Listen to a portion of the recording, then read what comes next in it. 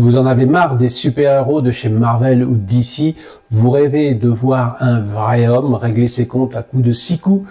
Alors avant que Clint Eastwood ne devienne un mythe, il y avait L'homme au colt d'or, un western brut et efficace, qui a inspiré des générations de cinéastes. On va se plonger dans une époque où les hommes étaient des durs, où les femmes étaient encore plus dures. Entre fusillade, trahison et rebondissement, ce film nous tient en haleine jusqu'à la dernière minute. C'est ce que nous voyons tout de suite après le générique.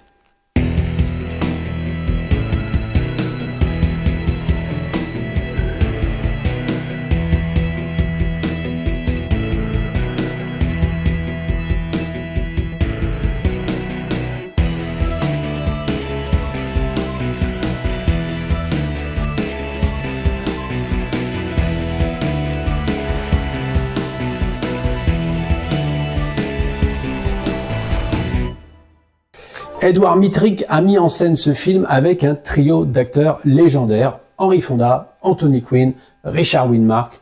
Ils forment le trio d'exception, chacun apporte une profondeur unique à son personnage, créant des dynamiques complexes et captivantes.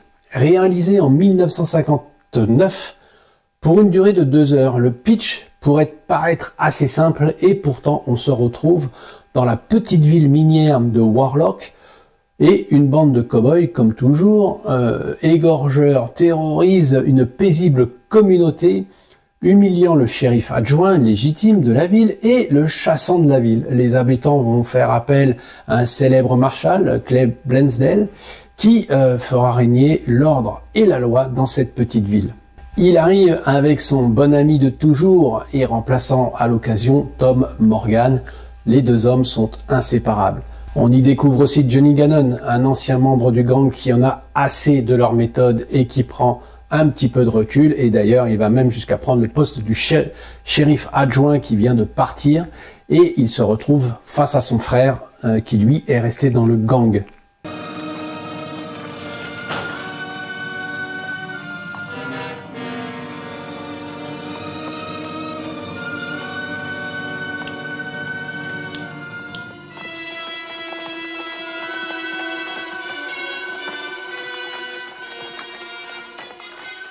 Abe, occupe-toi des chevaux.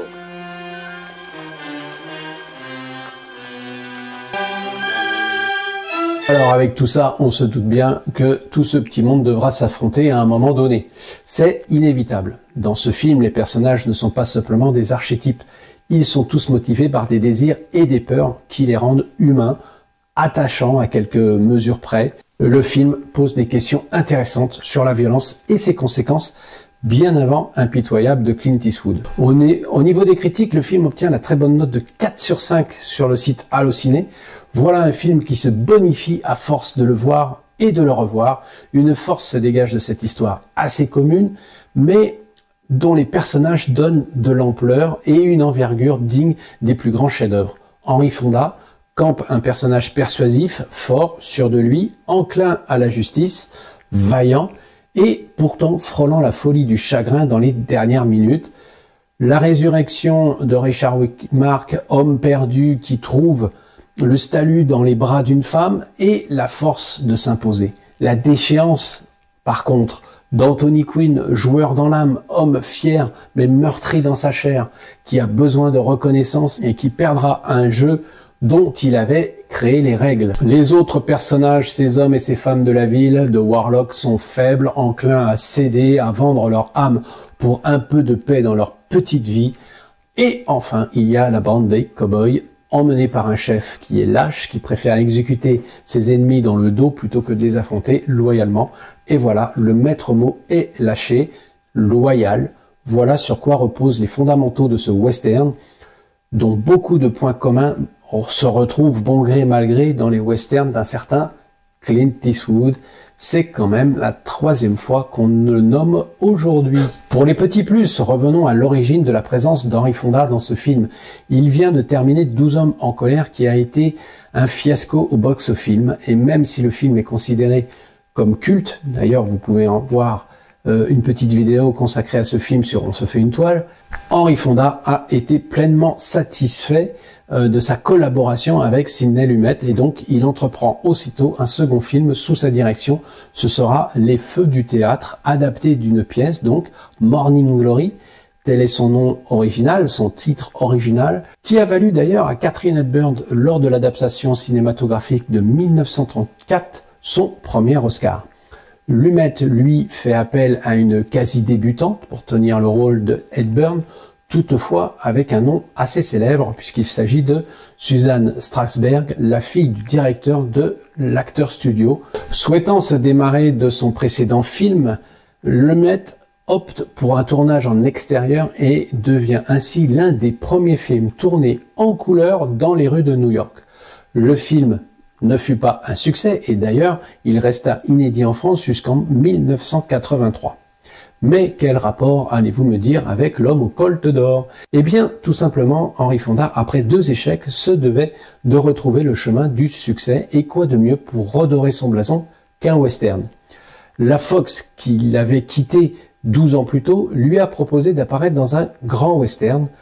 C'est une année particulière, 1959. Très bon millésime pour le genre, puisque cette année, on voit sur les écrans La Colline des Potences, Les Cavaliers, Le Dernier Train de Guenilles, mentionné sur cette chaîne, Rio Bravo, mentionné sur cette chaîne, magnifique film, L'Aventurier du Rio Grande, pour ne citer que.